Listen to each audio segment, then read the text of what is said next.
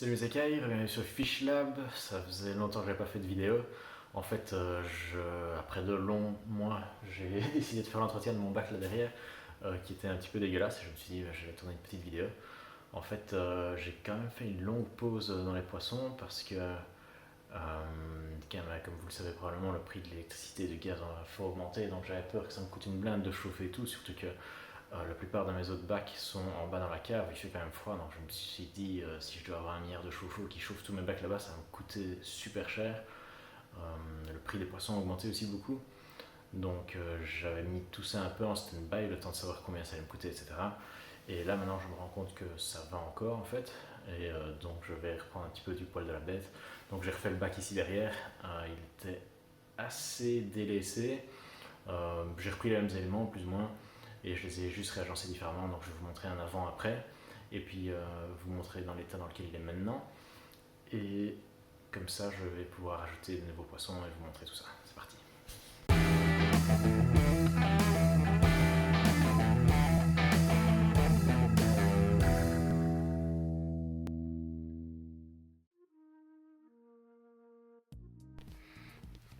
Donc pour le moment j'ai coupé les filtres et les pompes, donc il n'y a rien qui tourne. Ici vous voyez les poissons qui me restent, il m'en reste quand même pas mal. Il me reste ici le mâle Sagica par exemple qui a tué la femelle. Il me reste aussi l'idée de drapeau, pas mal de tétras. J'ai perdu certains des plécos. Vous voyez que les plantes, les cryptocorines ici notamment ont poussé énormément. J'ai les Vallisneria qui sont propagés ici jusqu'en avant-plan. Donc ici ouais c'est devenu très touffu, ça prend la plupart de la place du bac. Vous voyez. Hop, donc le bac est très vert, c'est quand même cool, ça limite un peu les nitrates, mais c'est quand même pas très joli. Si vous regardez bien, les feuilles, elles sont abîmées, il y a des petites algues qui poussent sur le bord de chaque feuille, donc c'est quand même pas fou. Donc je vais refaire un scape complet de ce bac-ci. C'est un style un peu jungle, mais bon, c'est vraiment un bac que j'ai laissé aller. Donc il est temps de remettre un petit coup. Donc ce qui est bien, c'est que comme j'ai une filtration assez puissante, il fait tourner l'eau comme ça veut dire que toutes les merdes viennent s'accumuler ici. Donc ça, je vais pouvoir siphonner un bon coup, éliminer tout ça. Il y en a un petit peu partout si vous regardez. Il y en a même ici à l'opposé. Donc la première étape, ça va être de siphonner toutes les crasses qui sont accumulées ici. Ensuite, je vais retirer toutes les cryptocorines. Chaque fois reprendre celles qui sont en bon état, comme celle-ci par exemple, et éliminer toutes les feuilles qui sont moches. Comme ça, j'aurai déjà beaucoup moins de masse de plantes. Une fois que j'aurai fait ça, je vais aussi retirer tout l'hardscape, donc toutes les pierres et toutes les racines. Je vais reprendre toutes les Vallisneria. Bon, ça, c'est le plan initial, ça peut changer encore. Une fois que j'aurai fait ça, je vais faire un énorme rideau de Vallisneria à l'arrière, donc tout l'arrière sera couvert de Vallisneria. Nous voici une demi-heure après mes écailles, donc vous voyez, l'eau est très trouble. J'ai fait remonter beaucoup de merde qui avait dans le sable dans la colonne d'eau, donc on ne voit plus rien pour le moment. Petite crevette. Ici, regardez la quantité de cryptocorines que j'ai. Tout ça, c'est des grosses touffes de cryptocorines. Si je devais vendre ça au prix des magasins, j'en aurais pour plusieurs centaines d'euros. Donc ça a bien poussé. Maintenant, l'idée, ça va être d'enlever toutes les feuilles qui sont moches. Là-bas, en Vallisneria, vous voyez la Vallisneria gigantea qui a poussé énormément. Je vais faire la même chose. J'ai recoupé toutes les moches feuilles et toutes les racines des cryptocorines. Donc, vous voyez, elles trempent dans un petit peu d'eau ici pour pas qu'elles se déshydratent. Ici, ça commence à devenir un petit peu sec, donc il faut que je me grouille. Voilà, mes amis, les Vallisneria après avoir été taillés. Donc, on a quand même un bon gros paquet. Je vais les planter à l'arrière-plan. Ici, un petit peu à l'aveuglette. Voilà, mes écailles, c'est bon comme ça pour aujourd'hui. Donc, j'ai remis le pot avec toutes les cryptocorines les plus propres dans l'eau, comme ça elles ne sèchent pas pendant la nuit, aussi mes autres plantes. Donc comme vous voyez, j'ai replanté toutes les Vallisneria à l'arrière. Voilà mes écailles, le résultat le lendemain. Donc on voit bien les Vallisneria ici à l'arrière. Je vais sortir ce bac avec les cryptocorines, passer un dernier petit coup de siphon pour absorber les dernières merdes. Et une fois que ce sera fait, je ferai le scape.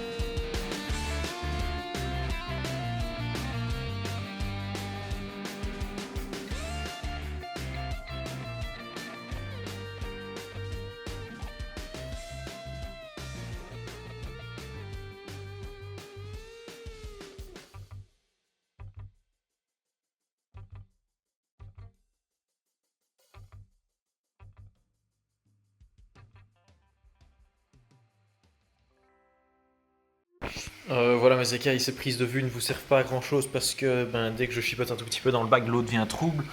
Donc, vous voyez plus ou moins à quoi ça ressemble. J'ai en arrière-plan le rideau de Valisneria, ensuite toutes les racines euh, de Talawa Wood, et puis j'ai remis quelques cryptocorines au plan intermédiaire. Donc, j'ai envie de laisser l'avant bien dégagé parce que j'hésite à mettre des plus gros poissons amazoniens. Je ne sais pas encore très bien ce que ça va être comme population. Donc ici j'ai plus de batterie et vous voyez de toute façon rien, donc je vais continuer à chipoter un petit peu de mon côté, essayer d'améliorer le bazar, remettre de l'eau pour que la pompe puisse circuler. Vous entendez, elle fait un bruit de merde, elle fait un bruit, elle tourne à vide parce que la canne d'aspiration est trop haute. Donc je vais remettre de l'eau et puis vous verrez le résultat demain quand tout ce sera bien, quand, quand l'eau sera bien claire et qu'on on verra le résultat définitif. Voilà mes écailles, le résultat après une nuit de filtration. Donc, comme vous pouvez le constater, j'ai ajouté quelques petits botaniques comme ça qui libèrent des tanins pour faire un peu plus naturel. Et j'ai mixé le substrat avec des petits graviers. Donc, c'est des graviers de la marque Scalar. Donc, ça coûte rien du tout, mais ça donne un effet un petit peu plus naturel que juste un sable parfaitement homogène. Tout n'est pas encore parfait. Bon, ici, vous ne voyez pas derrière parce que c'est mes cryptocorines en trop. Donc ça, je vais les enlever, je vais en replanter encore quelques-unes. J'ai mis des feuilles de badamier aussi, des feuilles de catapa qui commencent à couler. Ça, je vais les répartir de façon harmonieuse et naturelle. Je vais replanter quelques cryptocorines. Ici, on a tous nos petits corydoras qui se baladent et qui se cachent ici à l'ombre. Mon sagica qui est là. Il y a des trucs qui vont pas, comme par exemple l'écrinum. Celui-là, je trouve qu'il est pas bien mis. Il fait. En fait, le fait que les racines sortent comme ça, les Valisneria comme ça, et le crinum en plus comme ça fait beaucoup de. Je sais pas, ça fait pas très harmonieux. Donc je vais enlever le crinum, je vais le mettre plus par ici. Je vais enlever le petit crinum, je vais le mettre là. Je pense que je vais enlever les noix de coco qui sont là. Parce que je pense qu'à ces endroits-là, ce serait mieux d'avoir plus de cryptocorines. Et quand ce sera fait, je vous montrerai le résultat. Donc voilà mes écailles, où ça en est. Donc, ah yes, le Pleco Blue Phantom ici, on le voit rarement. Il est sorti. Donc j'ai modifié un petit peu la position de certaines racines, parce qu'une fois que les crasses sont parties, je voyais mieux et je trouvais que certains endroits n'allaient pas. Donc on a toutes nos branches qui sortent de ce coin-là, qui vont comme ceci, comme si c'était les racines d'un arbre qui se faisait emporter par le courant. Donc le courant il est ici au-dessus, il va dans cette direction-là, donc il emmène le bois, les plantes, etc. vers là. Donc on a l'eau qui circule comme ceci. Et là je suis en train d'hésiter à faire un truc, c'est que ce fruit-ci, je me disais que ce serait peut-être bien de mettre du substrat nutritif dedans, style du sol technique, et de planter des espèces de plantes un peu plus difficiles qui ne pousseraient pas dans le sable, comme par exemple des échinodorus ou des plantes rouges pour contraster un petit peu avec tout ceci qui est. Toutes les plantes sont de la même couleur, vert clair, donc ça peut être une idée. J'ai celle-là aussi qui est dispo pour faire ça. Donc, comme je vous disais, j'ai mis des petits botaniques, donc des feuilles de catapa, des petites pommes de pin comme ceci, des fleurs de coton, etc. Ça va libérer des tanins dans l'eau. Je trouve que ça fait un effet un peu plus naturel. En plus du sable que j'ai mélangé avec ce type de gravier.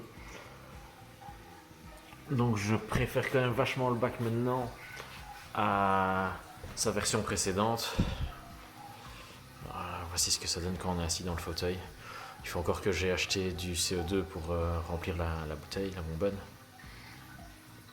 J'ai mes deux filtres ici externes qui fonctionnent sur ce bac, donc j'ai quand même pas mal de brassage et pas mal de filtration. Donc voilà, j'en suis assez content. Maintenant, l'idée c'est d'ajouter de nouveaux poissons parce que, comme vous le remarquez, j'ai viré pas mal de pierres. Il me reste 3 pierres, peut-être celle-là, celle-là et celle-là. Donc j'ai libéré pas mal de volume. Donc le niveau du sable est beaucoup plus bas qu'avant.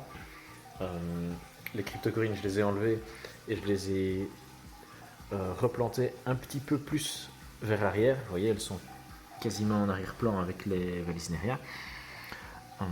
Donc l'idée c'est que j'ai en fait libéré pas mal de place ici à l'avant. Donc la zone de nage est quand même vachement plus importante qu'avant. Donc on a plus de place ici en premier plan et ici au-dessus. Donc ça c'est quand même cool. J'hésite à acheter des scalaires pour ce bac.